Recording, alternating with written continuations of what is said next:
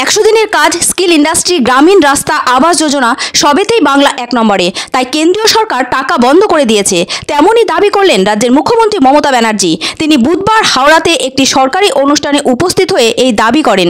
মুখ্যমন্ত্রী বলেন, সংসারে টাকার অভাব হলে আমরা জমানো টাকা খরচ করি, আর তাতেও না হলে আমরা তখন ঋণ নিয়ে সংসার চালাই।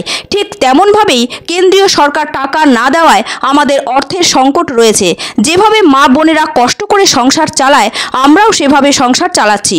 বাংলা কখনো মাথা নত করবে না, লড়াই করে দাবি আদায় করবে। অনেক রকম প্রবলেম সত্ত্বেও মনে রাখবেন, 1,16,000 কোটি টাকা আমরা পাই। তা সত্ত্বেও আমার 100 দিনের কাজ যারা করেছিল 3 বছর ধরে তারা টাকা পায়নি।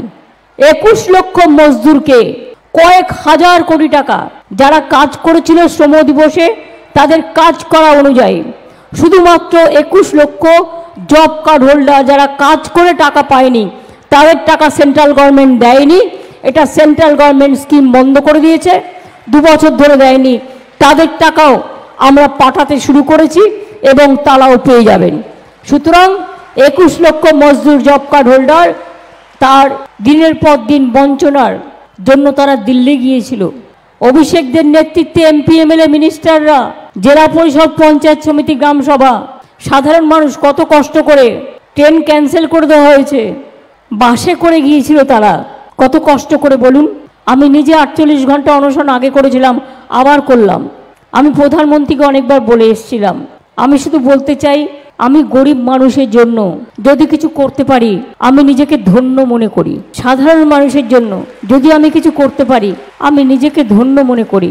ধন ধান্যে পুষ্পে ভরা আমাদের এই বসুন্ধরা নবান্নে ঘেরা। এছাড়াও মনে রাখবেন, ঐক্যশ্রী, সংখ্যালঘু স্কলারশিপ 3 কোটির থেকে বেশি আমরা দিয়েছি। আমরা সারা ভারতবর্ষে 1 নম্বরে, এমএসএমইতেও 1 নম্বরে, স্কিল ইন্ডাস্ট্রিতেও 1 নম্বরে, 100 দিনের কাজেও আমরা 1 নম্বরে ছিলাম। তাই আমাদের টাকা দিল না, প্রজেক্ট বন্ধ করে দেওয়া হলো। এমনকি যারা কাজ করেছে টাকা দেওয়া হলো না।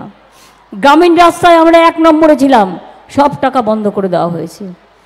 বাংলার বাড়ি প্রকল্পে আমরা 1 নম্বরে ছিলাম, আমাদের প্রজেক্টগুলো বন্ধ করে দেওয়া হয়েছে। কিন্তু মনে রাখবেন, বাংলা মাথা নত করে না। সংসারে যখন টাকা থাকে না, মা লক্ষ্মীরা কী করেন, লক্ষ্মীর ভাণ্ডার থেকে কিছু পয়সা বের করেন। সেটাও তো ডিনোটিফাই, যখন নোটবন্দি করেছিল কেড়ে নেওয়া হয়েছিল। মায়েরা ঘর সামলান কি করে? কোনোদিন আলু ভাত খান, কোনোদিন মাছ ভাত খান। যে মাসের টাকার টান পড়ে সেই মাসে কিছু ধার করেন, দোকানদারকে বলেন, আমাকে দাও ভাই, আমি নেক্সট মাসে তোমারটা শোধ করে দেবো। মনে রাখবেন, আমাকেও পশ্চিমবঙ্গ সরকার চালাতে হয়, সংসার চালাতে হয়।